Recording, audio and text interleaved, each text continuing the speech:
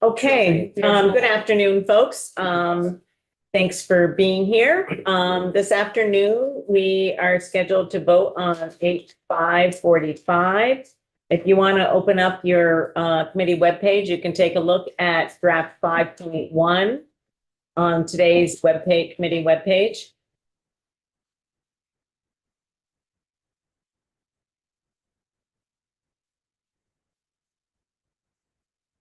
Our clerk has all of his info needed there. Okay. Yep. This is the same exact thing we looked at on Friday. You still see yellow, just the version we'll get back from Katie afterwards. We'll have that taken out, but and again, that yellow is really only in that one place. One place. Two places. Okay. Nope, there we go. I see it. All right. With Doug's eagle eye, Representative Bishop's eagle eye, we changed through to until. Where is that? It was reader assistance head. It's the things that are highlighted in yellow. Oh, thank you so much. And it's not really part of the law. It's reader assistance. What do you call it? Reader assistance what, Katie? This reader assistance, okay. Okay, so before we get to a vote, I just will ask one more time. Are there any questions or clarifications? Just to remind people that this bill does not change anything. It does not impose any mandates whatsoever. I know we heard some testimony about that, and I just want to be clear that this does not impose any mandates. Vaccines are still at the discretion of the individual under this bill, okay, or their parents or guardians if they're a minor child. Okay, anybody have any questions about that? Okay, so I would entertain a motion to approve draft 5.1. No, we don't get seconds. Yeah, seconds aren't Second, required oh. anymore, but. Oh, yeah, okay. Okay, so Representative Eustis has moved that we approve 5.1. Is there any discussion? Okay, the clerk, please call the roll. Representative Bishop, Yes. Representative Cole, Yes. Representative Donahue, Yes. Representative Easties, Yes. Representative Garfano, Yes. Representative McGuire, Yes. Representative McGill, Yes. Representative Nielsen, No. Representative Noyes, yes. Representative Steady, Yes. Representative Wood, Yes. thank you, 10-1-0. Okay, Can I yes. ask something? I know, so Commissioner of Health's immunization recommendation for H545, it doesn't impose any mandates. Vaccines are still at the discretion of the parent and or guardian. I'm a constituent asking. Yeah. I don't want to mess up Yeah, no. because, okay, so This that- bill, that's it. absolutely. Okay. Yep. I just don't want to mess up. No, Okay. that's accurate I had- information. I had some people who Yes. were confused about that as well. Okay. Yeah, apparently there was one of those email blasts out. I don't Is know. that what it was? I think so. I think, yeah, I Some got people four don't, different I don't- people yeah, with I very don't- similar. I think Yeah. that it was Okay. one of those, where everybody signs on to one thing and they haven't read the bill yet. Okay. Which can be found on our webpage. Right. Okay, so that is H545. So Representative Eustis will be reporting on that bill.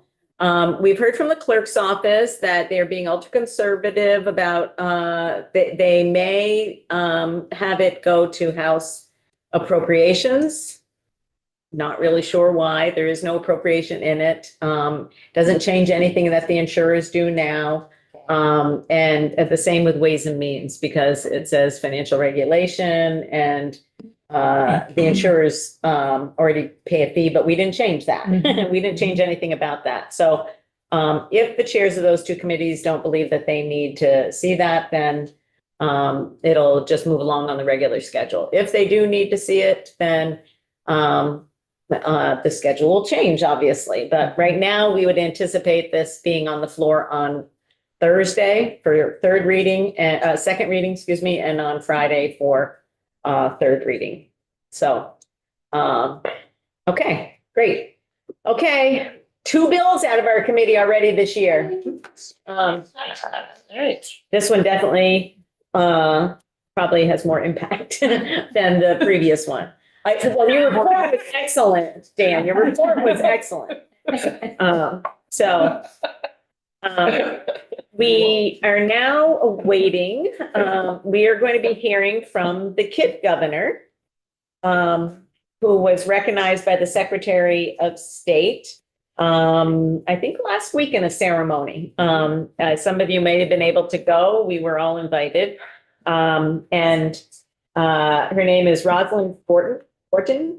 And it says the Secretary of State's going to be, she's going to be on video. Thank you, Katie. Oh, she's on. Okay, but, Sarah, is Sarah on? Yeah. Oh, hey, Sarah. Hey, Sarah. Secretary Copeland Hanses. Very good to see you all. Thank you. Thank you for being here. And are you with Rosalind, or is she going to be joining separately on Zoom? It is an in-service day off of school, so Rosalind is home with her mom, and she will be jumping on, I'm sure, momentarily. Okay, great. Thank you so much.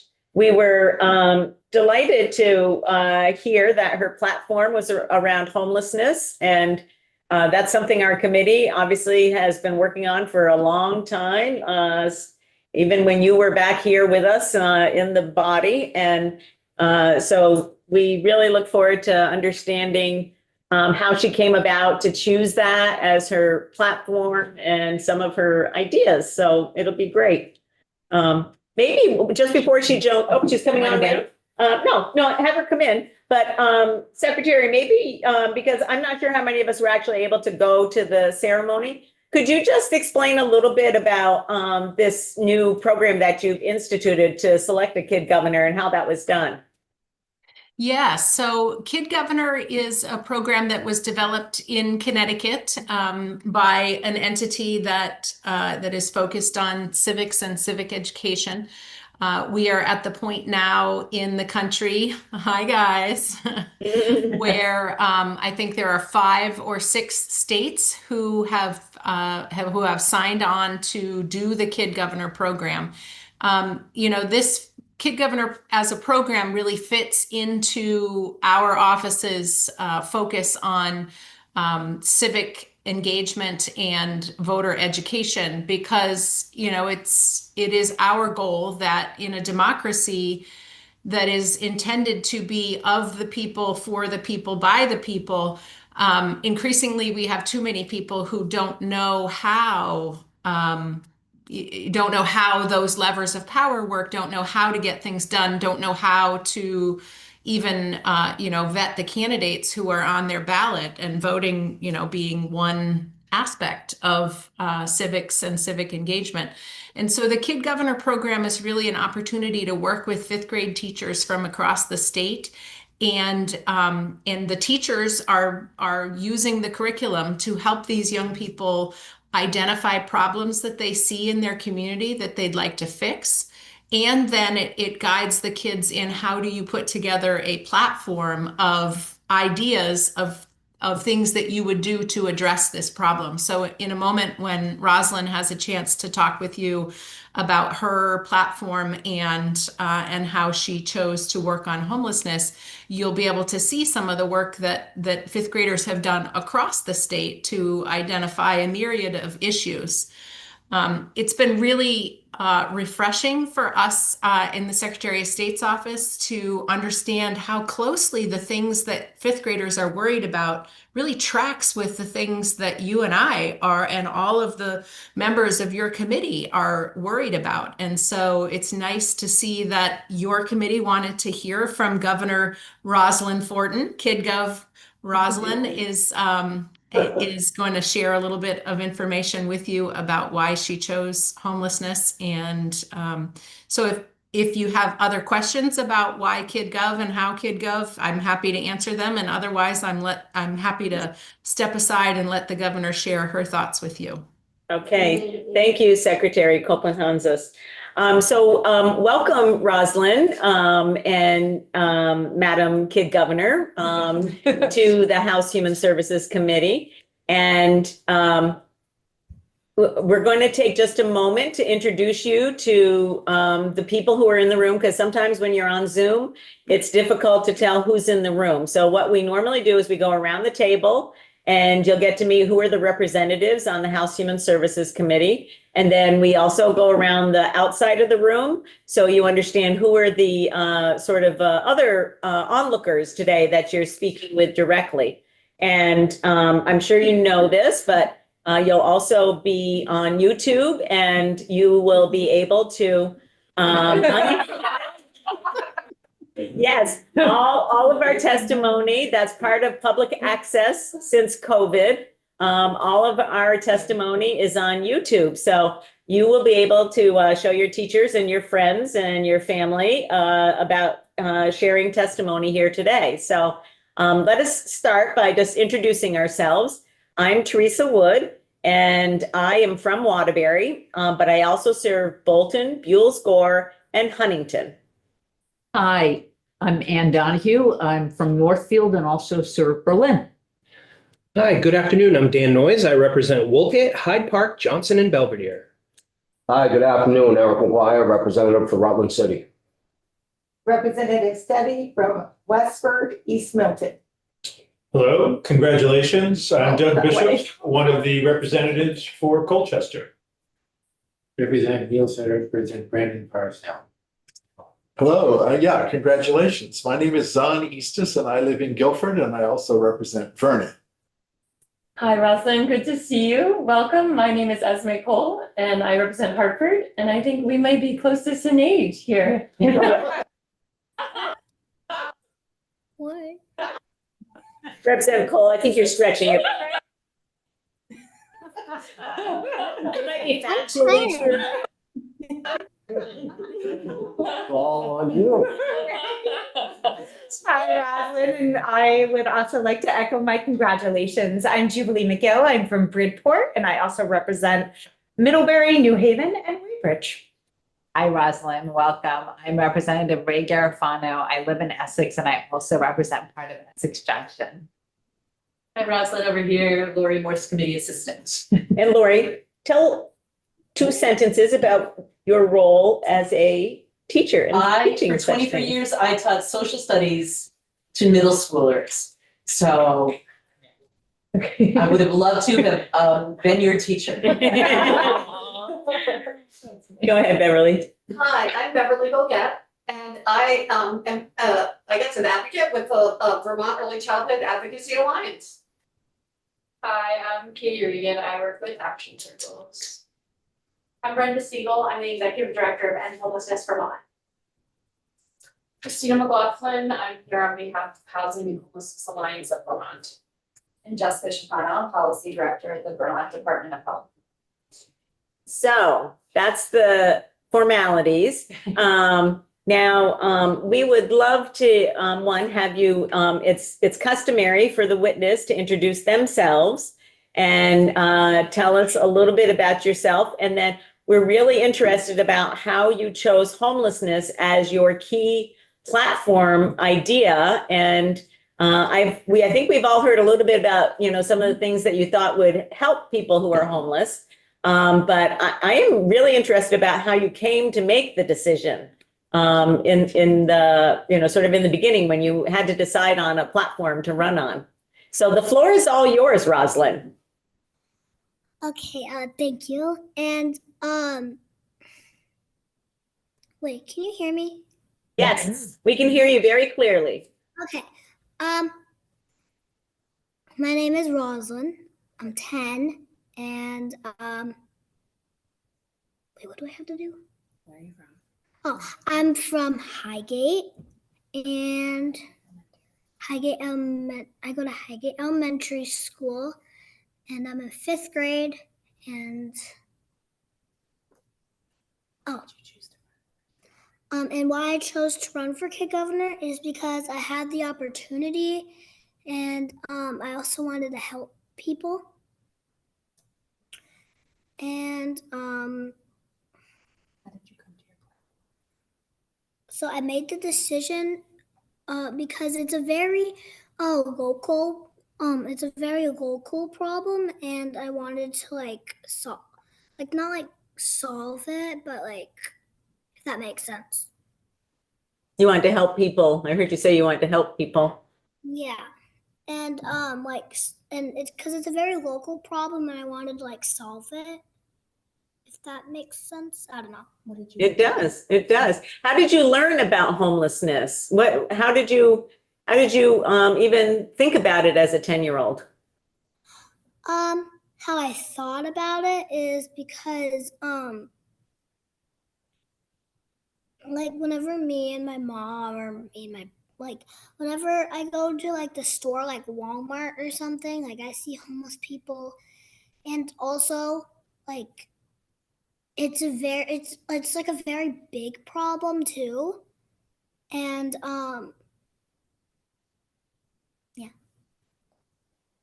So you see people in your community that you thought you might be able to help it sounds like one of the things that's been really nice to hear is that as our youngest governor, that you are thinking about the things that impact your local community and the people who live in your local community. And there's nothing, really much more basic than having a roof over your head. And sounds like you've seen people in your community that don't have a roof over their head, meaning a place to stay. Yeah. Yeah. Yeah. What has been the most fun part of being named the kid governor? I met a lot of new people, and I don't know. Have you become a little bit of a celebrity at your school? Yes. Yeah. Did they have an assembly to announce it? No, they just they announced it on the morning announcements to like the school, and then like the news announced it to the world. What are some of the things that you wrote in your I don't know if it was an application or what it was, but what are some of the things that you wrote about that you thought that you could do to help people who are homeless? So I don't know if this is in the right order that I said, but have a fun run for hope, have like a food and clothing drive with non-perishable foods, and then have like a soup, like a community potluck. That's what I called it, community potluck. And yeah. So, one of the things that you just talked about in terms of like a community potluck, I'm not sure if you know how important it is for everybody to feel like they belong, and that sort of sense of, okay, I have some place to be. I've got people who care about me. And that is sometimes hard situation for people who find themselves homeless. And so I really loved your idea of a community potluck where everybody comes together. Yeah, thank you. It looks like we have a question or two from other members. And then it looks like the Secretary of State might have something to say. So Representative Noyes. Governor Roslin, right? Is that how we should address you? So when you were at the State House, did you get to go into the office, the governor's office? Yes. Awesome. You get to sit at the desk and everything? I didn't get to sit at his, wait, did I? Didn't I sit on his chair? Yeah. All right. Pretty fancy office, huh? Yeah. Good spot. And big. Yeah. Thank you so much for joining us today. Keep up the good work. You're welcome. Thank you. Representative Garofano. Thank you so much for being here and congratulations again, Rosalind. I'm wondering about who's helping you. Do you have like a cabinet of people that help you with your priority? Well, I have my cabinet, and I have my mom, my dad, friends, and my teachers, and my family. Like That's my amazing. uncles, like not just my mom, dad, and brother, like my whole family. That's great. Sounds like you have a lot of support and a lot of great ideas that can be generated. If you get a community potluck organized, should make sure to let us know, because you have some representatives and senators up in that neck of the woods where you live, and we'd want to make sure that they could go and participate so they could see all the good work you're doing. Another Representative Eastis has a question. I just wonder, with their duties this year, are you going to be back at the State House anytime? Will we be able to visit you in person? So I think I can answer that question because this is our first year supporting the Kid Governor program. So we will help bring together the governor and her cabinet for monthly meetings, virtual meetings, most of them, because they're 10 and they don't have their driver's license. It is our hope that we will be able to get together in person at least one more time with the governor and her cabinet.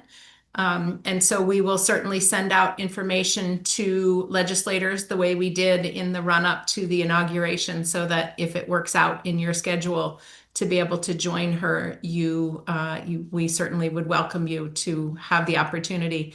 The other thing that I think is important to understand about the Kid Governor program and the task that's put in front of these fifth graders as they're thinking about developing a platform, and that is that the solutions that they propose need to be ones that are sort of within the scope of what a fifth grader could help to do, right? Rosalind's not going to be, cutting ground on new housing projects as a contractor or an investor, but she can. Not yet, Secretary Copeland. Not yet. Yeah. But give her 15 years or so, and I wouldn't put it past her.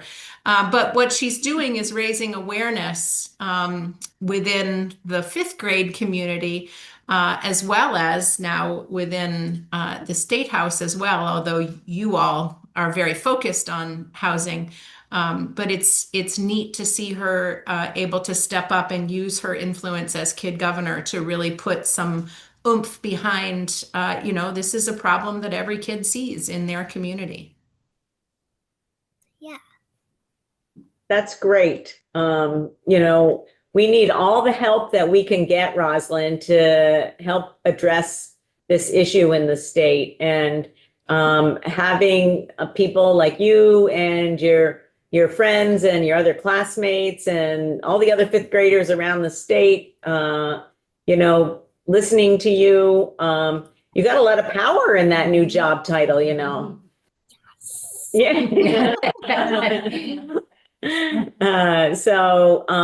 We want to say thank you for being here this afternoon. And remember, you can find us on the House Human Services YouTube channel. And if you go to today, you'll see it specifically called out at about, what time did we go on, Lori? 3:15. You'll have to fast forward through a little bit of formality and calling a roll call on a bill we just passed, but then you'll get to be able to see, and you can share this with other friends, family, and teachers. So thank you so much for thinking about homelessness, and really mostly thinking about people who find themselves homeless at this point in their lives, and for thinking about some of the things that could do to help, and really following through on those things. And we're so excited for you as you enter this year of being the Kid Governor. Thank you. You're welcome. You're welcome. So, I think, do you have anything else you want to say, or are we, I think we're wrapped up I don't think we have any more questions in the room. I don't have any questions. I'm good. Okay, that's good. And thank you, Secretary Copeland Hanses, for being here with us today and talking to us about this program, and love the focus that it's bringing to civics and understanding your government and being part of making changes. So thank you so much for your efforts to bring this to Vermont. Thank you so much, Chair Wood, and it was nice to be with you all virtually, and nice to see you, Rosalind. Nice to see you too. Yeah. All Good right. job. Thanks so much. Thank You did a great you. job. Bye. Bye. Bye. Okay. So committee, just to talk a little bit about what tomorrow's agenda is going to maybe look like. So we had a plan, and you know how plans go. They go amok is what really happened. So everything that was supposed to happen in the morning, well, some of it's still on. We are not going to be hearing from Chad Simons tomorrow at 9. And I don't know if we were able to get anything else scheduled for 9, or is that Not yet. Not yet. Okay. So, between that and or at 1 p.m., we are going to look at whatever documents have been posted from the governor's budget address today, and we'll start to walk through them together as a committee to make sure that everybody's understanding, what they are, how to read them, any questions, and we can start to formulate some of the questions that we will receive. The Secretary of Human Services staff asked that they not come in this week on 594. They would prefer to do that next week. And so we're moving them to next week. And they asked that we hear from every commissioner in the Agency of Human Services to understand the focus that all departments are having on the issue of homelessness. So we look forward to taking testimony from everybody from corrections to health department to Dale to DCF to I said health, leaving somebody out. Correction. I said corrections. Mental health. Yes, thank you. I think I heard in the governor's budget address that there was $2 million for what sounded like a shelter that focused on individuals who use substances. Right. Not sure. It wasn't, yeah. It wasn't totally clear. Yeah. And so we will be taking that up, walking through those things sort of department by department. We have been trying diligently to get members of the administration here for budget, because we have, I started panicking when I started thinking about when crossover is, okay? So I don't have an exact date for crossover, but it's usually the week after we get back from town meeting break. And I started thinking about, okay, we have to do pre-K, not the teacher certification, but our part of the ed bill needs, and that's pre-K involved. They're starting to take testimony in Ways and Means on that tomorrow. So we have that to do. We have a DCF sort of like, what do they call that when they put a bunch of things in one bill? Omnibus. We have a DCF sort of omnibus bill that we're going to do. We have H594 that we need to get out. And there's a couple of other ones up there that are sort of must-dos. We have a lot to get, and then we have to do our budget deep dive. And so it is, it's going to be a hectic few weeks, I'm just going to say. And depending upon how things go, the speaker is authorizing some Monday work for some committees. So depending upon really a couple of sort of must-dos. I'm not sure what kind of latitude. Last year on the ed bill, they provided some latitude, an extra period of time to get it through the House before it went to the Senate. I don't know if that's going to happen, but we definitely we're going to have pre-K discussion about that because there's some proposals on the table about changing current pre-K. And that all ties into the financing, and there's JFO has been doing work on that in the off session. Okay, so we'll be needing to hear about that work. So that's a must do. The homelessness bill is a must do, as long as we can reach some sort of agreement, which I think is still on the table about how that's going to go. And as Eric said, it's Highly amendable. there we go. So Need a shirt. I know we'll get to a pin. Yeah, so we can change it in the outfit. He is so amenable that I know. it's hard to get the word straight. I know. I urge you to take a look. I haven't even looked to see what documents are available Not yet. yet, Not not yet, yet. nothing. Okay. So Commissioner Gresham is downstairs in House Appropriations. So I imagine he's talking from some sort of presentation. And it's probably will be posted there shortly, something there. So JFO says it's often several days after the governor's budget address before we actually get all of the written materials. So AHS seems to be relenting and will come in before they go to appropriations. Which is fine because the chair of appropriations says that's fine. She wants the policy committees to get started on their deeper dive, and there's no reason to hold that up, she said. So we're not going to. We're going to try to engender their cooperation in that. So for the next couple of weeks, it essentially will be budget and 594. So those are the thinking caps that you'll have on. We are going to be, as I said, I'm just going to say it again because I know sometimes, what does it say? You need to hear things like 10 times before it sinks in. 17. Oh, God. I'm going to tire of myself saying that. So, we are not going to run through all of the background materials on homelessness. Okay, we are going to hear from HHAV about the point in time survey. That's the only sort of background piece that we're going to do. I'm going to say that if you want to refresh your memory, again, go back to last year's testimony and last year's YouTube. If you want to know more about the HOP program, you want to know more about the GA program, Housing Opportunity Program, that's it. These two things intersect when it comes to this committee's work. So we're not going to be doing 101s on those programs, just so you know. We will hear testimony about what's currently being funded and what they have proposed for 27, but that's the extent of those programs. So we're going to be taking testimony from people we haven't heard from before, like you got a glimpse of that last week when we heard, I just went out of my head.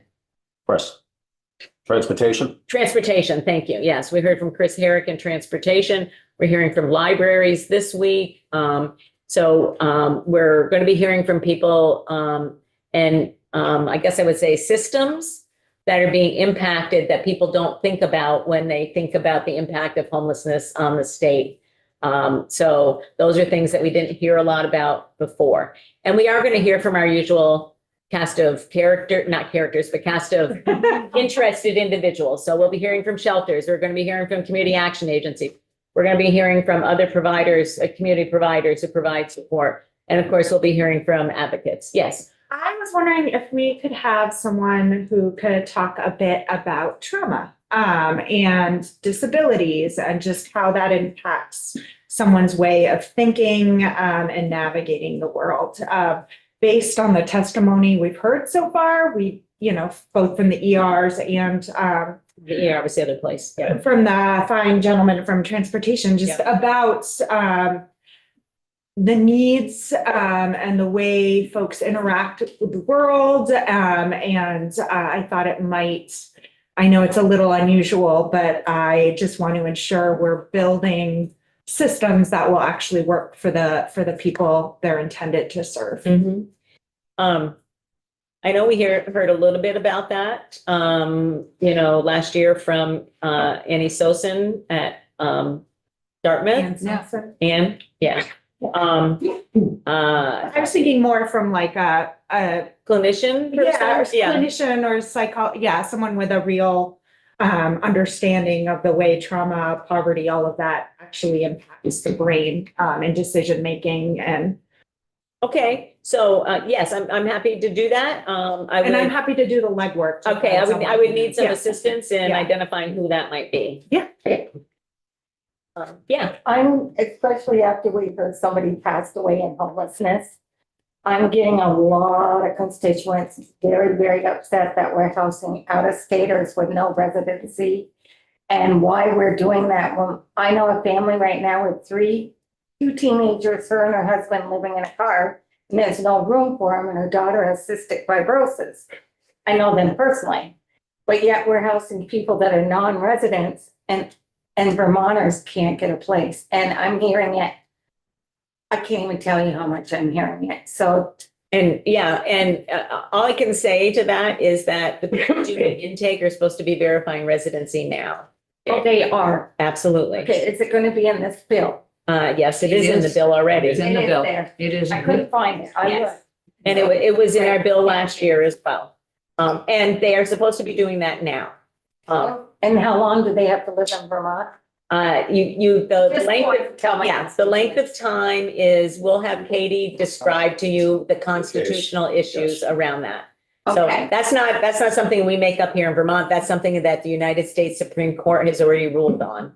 So she'll explain that to us again. To get back, I'll just tell them I'm still trying to get an answer. Okay, okay. Just quickly following up on her point, it'd be good also if Katie does explain the exact state case that went through the Supreme Court that, you can't put a time limit of residency in Vermont. It was a state Supreme Court ruling in the state.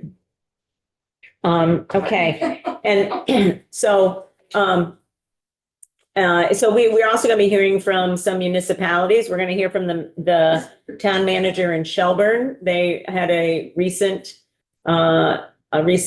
tragedy in Shelburne, around a fire that, a person who was homeless was trying to keep warm.